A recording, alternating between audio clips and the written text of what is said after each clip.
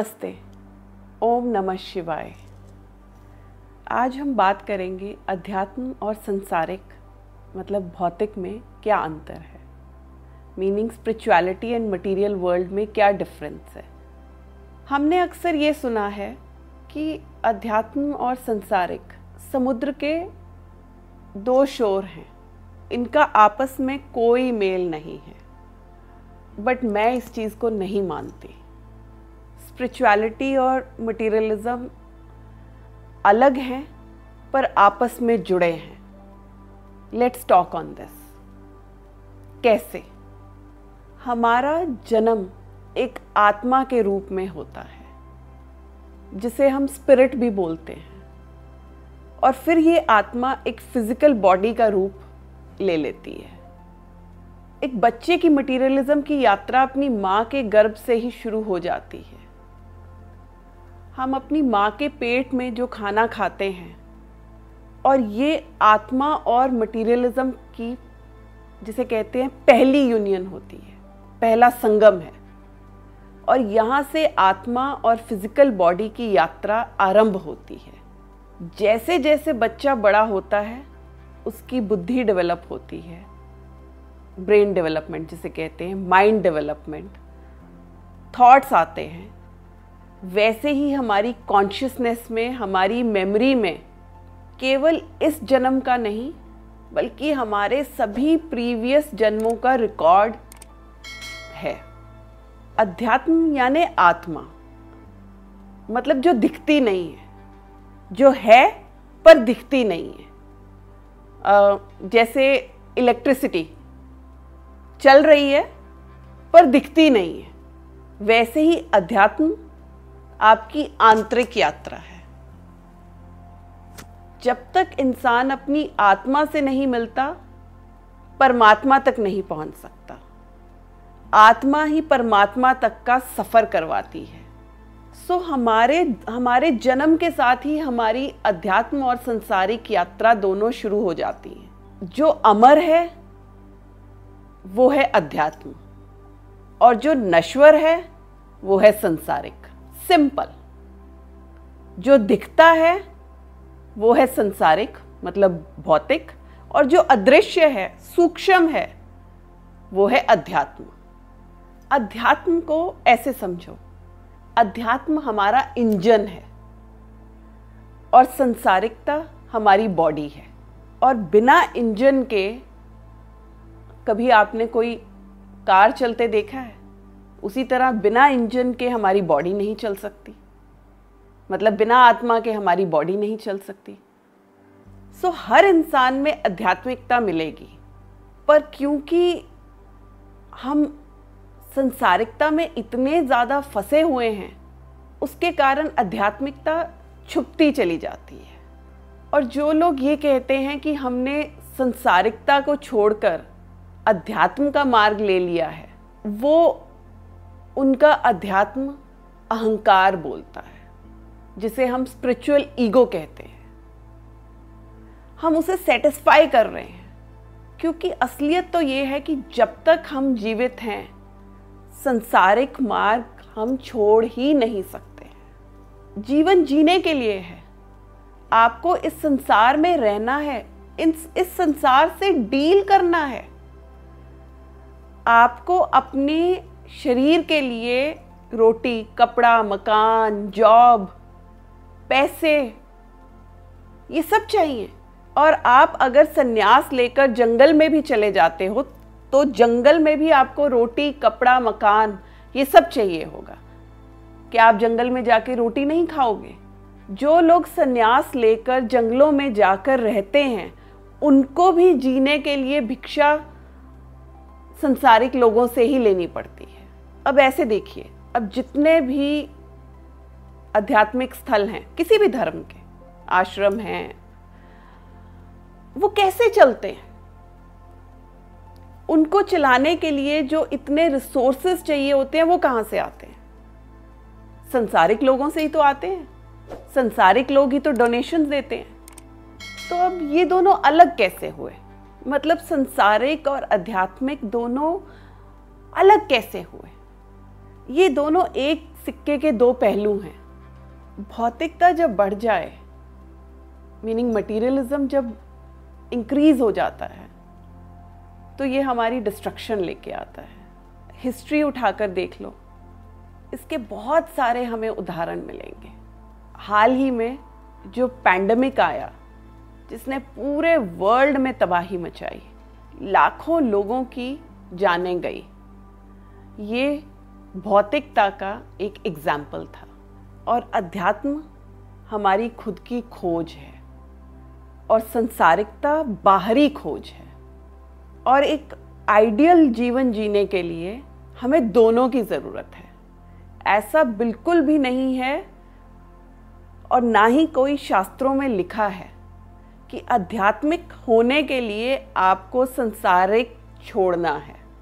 भगवद गीता में जब अर्जुन संन्यास की बात करता है, तो श्री कृष्ण ने संन्यास मार्ग को एस्केपिज्म कहा है, अपने कर्मों से भागने का मार्ग कहा है।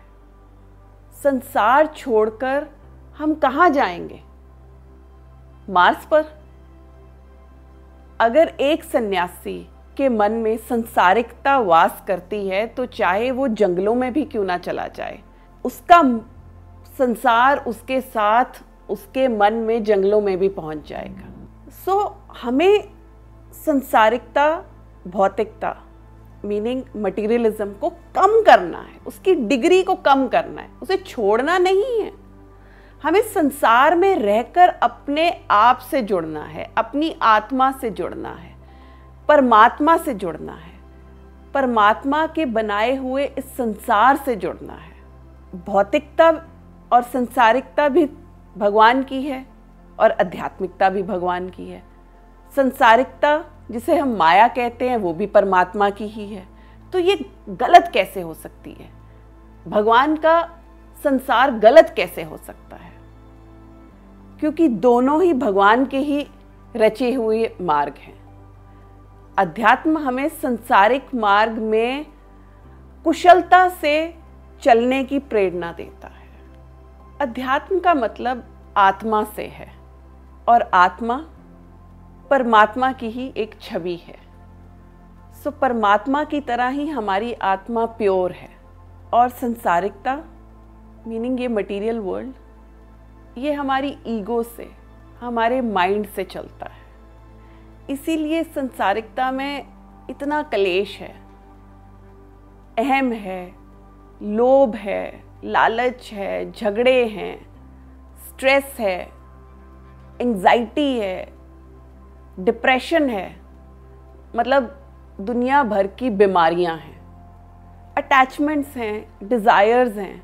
और जब डिज़ायर्स हमारी पूरी नहीं होती हैं तो मेंटल स्ट्रेस होता है। इसीलिए आप देख रहे हो कि कितने लोग मेंटल डिप्रेशन में, एंजाइटी में हैं। अब खाने से अगर आपको अटैचमेंट है तो ये नेचुरल है कि मोटापा होगा, ओबेसिटी होगी। अब अगर आपको मीठे से अटैचमेंट है तो डायबिटीज़ तो होना बनता है। अब अगर आपको पीने से अटैचमेंट है तो फिर लिवर, किडनी ये तो खराब होंगी ही होंगी। अब अगर आप अपनी स्मोकिंग, सिगरेट, टोबैको ये सब नहीं छोड़ सकते तो फिर अपने फेफड़ों को भूल जाइए। अब ड्रग्स जो लेते हैं और इतनी ड्रग्स के साथ जिनको अटैचमेंट है, समझिए वो तो स्लो पॉइजनिंग ही ले रहे हैं। रिश्तों से अटैचमेंट ये सबसे बड़ी बीमारी है, बिकॉज सबसे बड़े दुख का कारण ही ये रिश्ते होते हैं। जहाँ आपने रिश्तों से अटैचमेंट की वहीं एक्सपेक्टेशंस होंगी, जहाँ एक्सपेक्टेशंस होंगी वहीं डिसअपॉइंटमेंट्स होंगी। तो सबसे बड़े दुख का कारण ही ये रिश्ते बन जाते हैं, चाहे वो कोई भी रिश्ते हों। अगर बहुत ज़्यादा अटैचमेंट है तो वो दुख ही देंगे। अब अगर पैसों से अटैचमेंट है तो लालच बढ़ेगा, रातों की नींद कम होगी। अब एक टाइम पे, मतलब जब हम छोटे थे, जब मैं छोटी थी, तो लखपति होना ही बहुत बड़ी बात होती थी। बट आज के टाइम में तो 4-5 करोड़ भी जिसके पास है वो भी एक मिडिल क्लास ही कहलाया जाता है। अब प्रॉपर्टी से अगर बहुत ज़्यादा अटैचमेंट है तो लोन बढ़ेगा, EMI बढ़ेगी और EMI भरने के लिए स्ट्रेस बढ़ेगा। और आजकल तो एक नए तरह का स्ट्रेस है फॉरेन वेकेशन पर जाने का, क्योंकि इंस्टाग्राम पे लोग देखते हैं कि ये फॉरेन जा रहा है, वो फॉरेन जा रहा है, तो हमें भी जाना है। और अगर पॉकेट नहीं अलाउ करती तो लोग लोन लेकर जाते हैं।